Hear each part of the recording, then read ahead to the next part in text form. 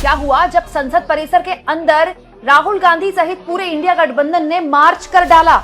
आखिर संसद भवन की ओर मार्च जो सरकार झेल नहीं पाई, वो संसद परिसर के अंदर इस मार्च को कैसे झेल पाएगी?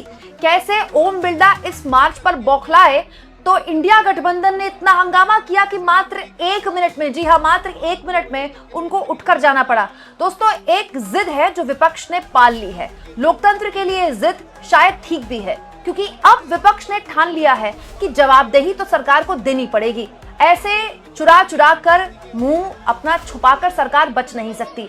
हालत यह है कि आज सुबह जैसे ही संसद परिसर में विपक्ष के जो जमावड़ा है उनके सांसदों का शुरू हुआ, 11 बजे से पहले संसद परिसर के अंदर विपक्ष के नेताओं ने मार्च कर दिया।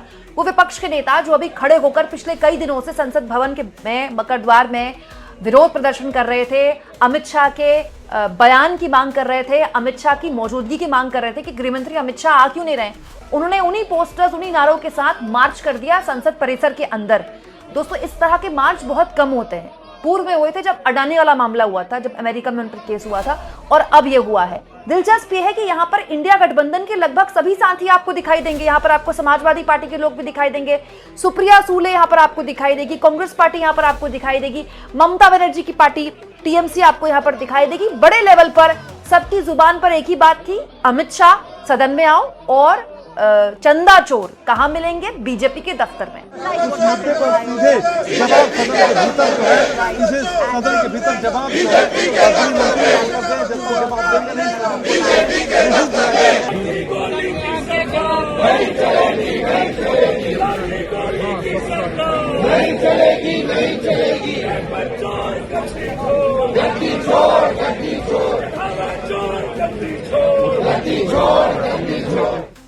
हालत ही होगी दोस्तों कि ओम बिरला आए संसद में और उन्होंने भी इस पर आपत्ति दर्ज की कि सदन के अंदर और सदन के बाहर ये जो नारेबाजी आप कर रहे हैं लोकतंत्र के लिए ठीक नहीं है। हालांकि इस पर बात हो सकती है कि लोकतंत्र के लिए नारेबाजी कैसे गलत हो गई।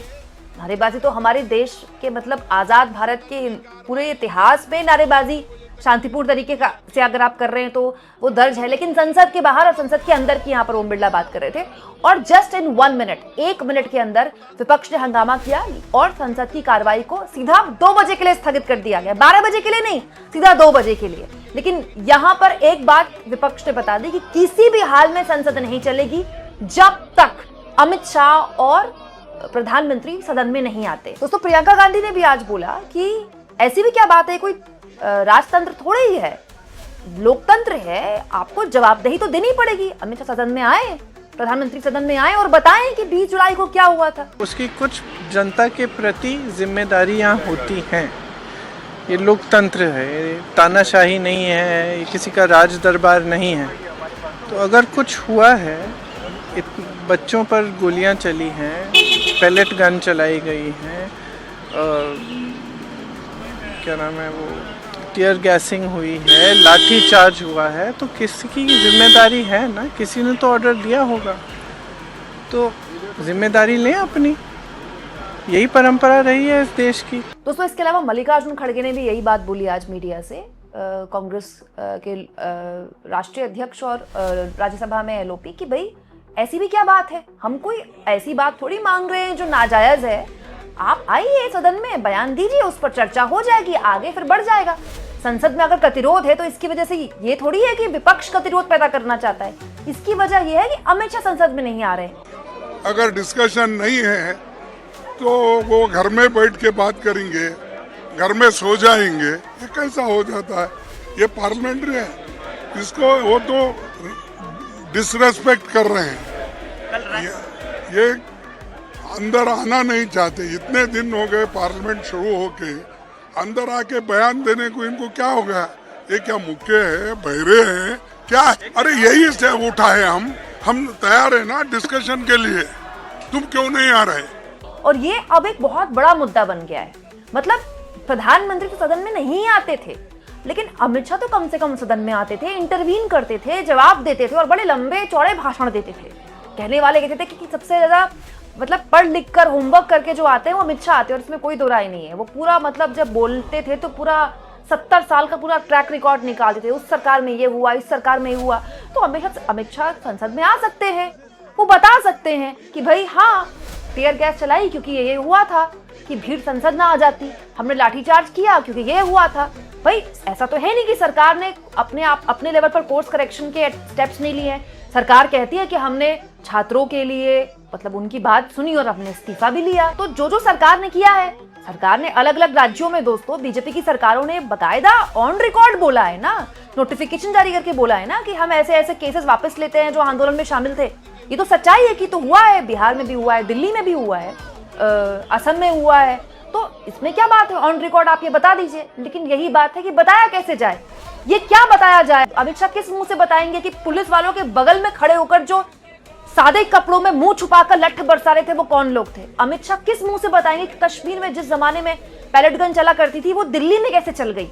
एक 19 साल की बच्ची की आंख कैसे फोड़ दी अमित शाह की पुलिस ने पैलेट गन चलाकर। ये कुछ ऐसी बातें हैं जिसको किसी भी हाल में सरकार फेस नहीं कर सकती और इसी को एम्बैरेसमेंट बना रहा है विपक्ष, और बहुत ही बड़े लेवल पर।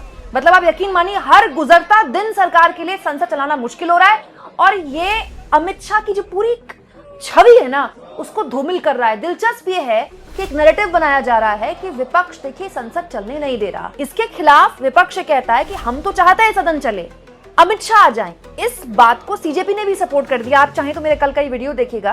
सीजेपी के प्रवक्ता, कॉकरोच जनता पार्टी के प्रवक्ता सौरभ दास ने न केवल इसमें सपोर्ट किया कि अगर सांसद ही कह रहे हैं विपक्ष के कि अमित शाह सदन में आए तो उनको आना चाहिए, बताएं 20 जुलाई को आखिर ऐसा क्यों किया गया हमारे ऊपर।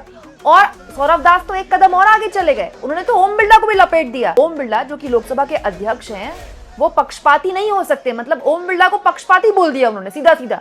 तो ऐसा तो है नहीं कि केवल विपक्ष की ये मांग है, जिन्होंने जंतर मंतर पर ये पूरा आयोजन किया, जिनकी अगुवाई में पूरा मार्च हुआ, अब वो भी कह रहे हैं कि आप अमित शाह को बुलाइए, उनसे जवाब लीजिए। कोई ऐसी मांग तो है नहीं जो नाजायज है, और इसी बात पर अब सरकार गई है फंस। हालत ये है कि विपक्ष के सांसद मजाक उड़ा रहे हैं सरकार का कि दौड़ा दौड़ा भागा भागा सा इस तरह से भाग रहे हैं संसद से। सदन में जो गतिरोध है इसके लिए पूरी तरह से गृह मंत्री और प्रधानमंत्री जिम्मेदार है।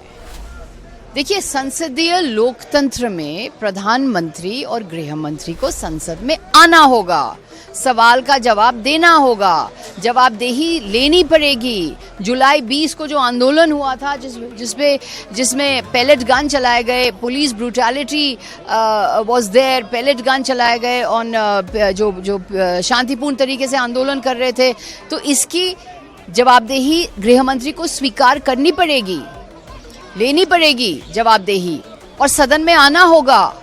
क्यों इतना डर रहे हैं, क्यों इतना घबरा रहे हैं, क्यों सदन से भाग रहे हैं? भागा भागा भागा भागा सा, भागा भागा भागा भागा सा, दौड़ा दौड़ा भागा भागा सा, ऐसे कर रहे हैं प्रधानमंत्री और गृह मंत्री, इसीलिए गतिरोध है।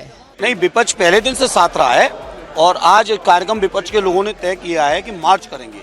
मकर द्वार पे तो डेली प्रोटेस्ट चल रहा था, लेकिन सरकार नहीं जाग रही है, तो आज हम लोग गांधी जी की प्रतिमा के नीचे जो बापू ने रास्ता दिखाया उस रास्ते पे चलेंगे। हो क्या रहा है इस पूरे मसले को लेकर, विपक्ष संसद में एग्रेसिव, और ऐसा नहीं लोकसभा में हंगामा हो रहा है, राज्यसभा में भी खूब हंगामा हो रहा है, खूब। लेकिन सरकार को ये लगता है कि वो अलग अलग मोर्चों पर इसका कोर्स करेक्शन कर देगी। जैसे महाराष्ट्र में अचानक से आज पोस्टर्स वायरल हो गए जिसमें लिखा गया है कि हम भी जेनजी हैं, हम भी स्टूडेंट्स को सपोर्ट करते हैं, लेकिन हम प्रधानमंत्री को जो गालियां दी गई उसको सपोर्ट नहीं करते। हम प्रधानमंत्री के साथ खड़े हैं और हम स्टूडेंट्स के भी साथ खड़े हैं। ऐसे पोस्टर्स भी लग गए जिसमें उन पेरेंट्स के संस्कारों पर सवाल खड़े कर दिए गए कि हम जेनजी के ऐसे पेरेंट्स हैं जो प्रधानमंत्री मोदी के लिए अपशब्द जो बोले जाते हैं उनके पीछे खड़े नहीं होते। आप सोचिए किस तरह से, कितनी होशियारी से सब कुछ हो रहा है। ये सारी वीडियोस जो है उन पोस्टर्स के मैं आपको दिखा रही हूँ। बीजेपी ने नहीं लगवाए पोस्टर, पता नहीं किसने लगवाए हैं, रातों रात लग गए और सुबह सुबह ये पोस्टर्स आ गए सोशल मीडिया में। तो ऐसा नहीं, अलग अलग मोर्चों पर सरकार इसको हैंडल कर रही है। कहीं पोस्टर लगा दे रही है, प्राइम टाइम में रोज न्यूज चैनल में बैठकर यही बताते हैं कि ये एंटी नेशनल हैं, ये हैं, यहाँ से पैसा आता है, वहाँ से पैसा आता है।